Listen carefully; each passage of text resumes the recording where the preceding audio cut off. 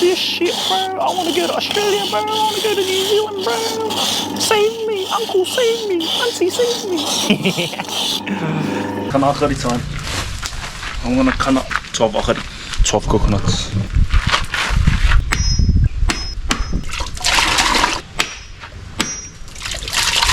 Two crack. Two crack, do you want to have a crack? I've never done a one crack before, that's a hard one. So guys, do you see yourself living this lifestyle? I lived it for 16 years of my life. And I had enough.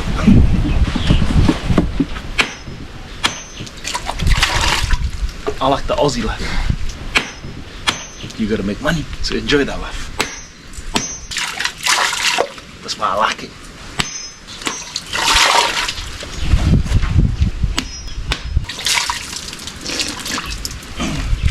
Ooh, this one's got a huto inside. You see the little baby shoot there? This one's got a baby huto. Here we go. Let's get the whole thing out. Got the back thing there.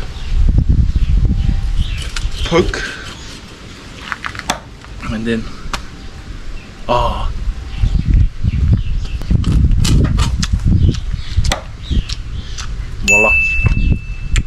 Release.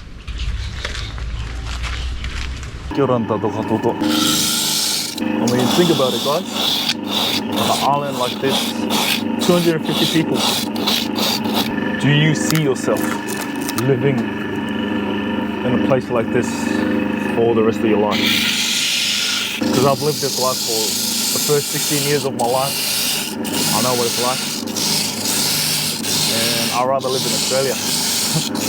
I've said that time and time again in my videos, but yeah, that's just how it is. But I enjoy coming back for the content. You guys love this type of content, so I love making content. And also, I'm proud of where I come from. So it's a win-win for all of us. Oh, the easiest part of making videos is shooting the video. The hardest part is editing the video. But we're all gonna start somewhere. Eventually, I'm gonna have editors editing my videos. And I'll just enjoy life. There's a lot of things that I wanna do to promote the Cook Islands. They're coming. I've got some nice projects in the works. That's gonna happen in the next year. And it's exciting, guys, it's exciting. So if you guys are thinking of starting online, man, just do it. That's what everyone says, like, just start. Just put up your first video and then keep going. You're not gonna be good overnight. Just like anything, you gotta put in the reps. Like I started this journey the beginning of 2024. And it took me almost a year to click, to get the hang of it. I'm still not an expert yet, but I know a few things now. The best time to start is yesterday, the next best time is now. There's no perfect time to start. The reps will be your teacher. Repetition is your teacher. I'm creating this coconut for the poke mario, and the pokonyo goat. Pokonyo taringa. Goats with turmeric and coconut cream. The goat that me and Dad killed yesterday, yeah, cooked the whole thing today. So most of it is going to the 60th birthday, and I'm gonna leave some at home for me for tomorrow. It seems like there's always an event going on over here. Especially on this trip, like we had an event yesterday, big ass feast, and then we got another big feast tonight. 60th birthday for the Catholic priest. You know, people in the islands are religious, bro. You don't have to be part of a religion to believe in God. Religion is a business, bro. It's one of the biggest businesses in the world. Wow, 682 to the world, eh? That's crazy, man. That's crazy. I used to always see those things, 682 to the world, like, it never really touched me. Until now, people come up to me and say, yo, Yo, Henry, 682 to the world, Oscar. Actually, yeah, bro. Fucking oath. If anything, I'm more rep Mauke, because that's where I'm from. Like, that's where I grew up. Mauke. Before I came on this trip, I was talking to my brother. I was like, all the things that we used to hate growing up. An example is like speaking Maori.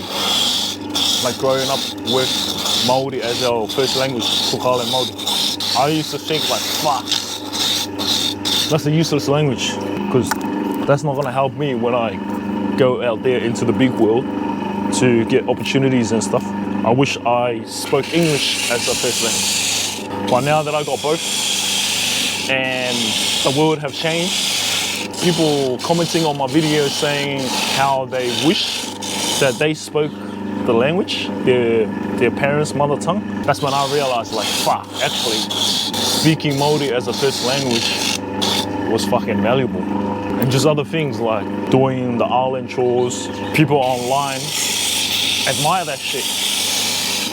But when we were growing up, because there's no internet, it's just you and your dad. Sometimes you alone, you're like, fuck this shit.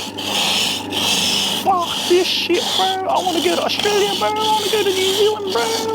Save me, uncle, save me. Auntie, save me.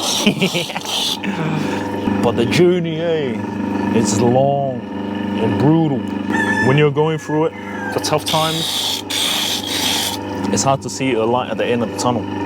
I mean, in other words, like, you go through enough tough times and get the reward at the other end.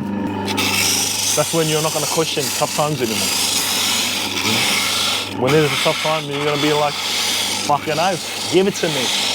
It's preparing me for the next level up, because that's what it is. You know, that's why the saying exists. Every setback is a preparation for a great comeback. Oh yes, I've cut my hand using this machine a dozen times.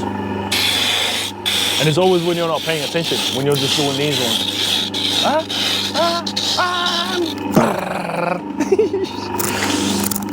And that's how it is with anything in life. It's like you set some goals. When you think about what you need to do in the process to get to those goals, you get overwhelmed straight away. But when you pull yourself back and look at what is the next step to getting yourself closer to the goal, and you move step by step, it's not that bad. One step at a time. It's not going to feel like a lot of work. 1 year later, you've taken a million steps. And then you look back, you go, easier than I thought it would be. That's how it is. That's how the game is. Brick by brick, you're going to get there. Reflecting back on your journey, your life journey, that gives you a good perspective on how to play the game moving forward, how to address it mentally, emotionally, physically, spiritually. Life is a game. There's laws in the game that doesn't change. You can't change it. But once you understand it, you can use it to your advantage. And there's heaps of cheat codes in the game. And there's simple things too. But people think that, nah, the game's got to be more complicated. Can't be that simple. It is that simple, bro. The simplest things are the things that people can't stick to anyways. Things like eating healthy, going to the gym every day, treating others the way you want to be treated. These are all simple rules to the game, but people struggle to abide by them and maintain it on a consistent basis. Yeah, like creamy our cuss.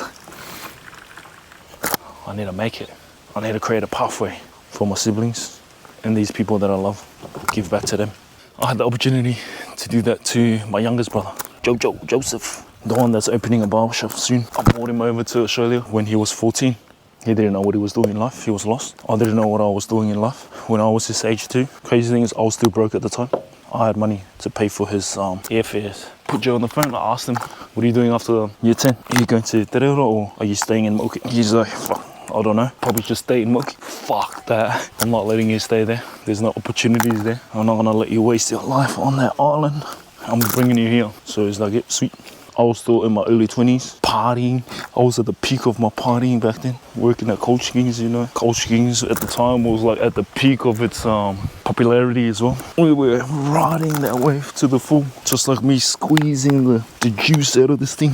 You see, I only worked there for 15 months. The amount of shit we did during that 15 months, it felt like I worked there for like 4 years. It was mad. 22 years old, working at pretty much the biggest streetwear store in Australia at the time. Probably still is now. Cuttings, rappers' hairs, all that stuff. And that opportunity was like a vision too. 2 years earlier, I found out about Coach Kings. And then I made that declaration. I said, fuck, one day I'm gonna work there. Less than 2 years later, I was working there. And when I made that declaration, I was in Ashburton working in the butchers, in the meat works, bro. Cutting hair was a passion. I wasn't the greatest, but I was better than everyone else around me. And I had the fire to keep growing, learning. And the passion was at all-time high during that period too. The obsession was next level. When I'm not cutting hair in real life, I'm cutting in my mind. It's crazy.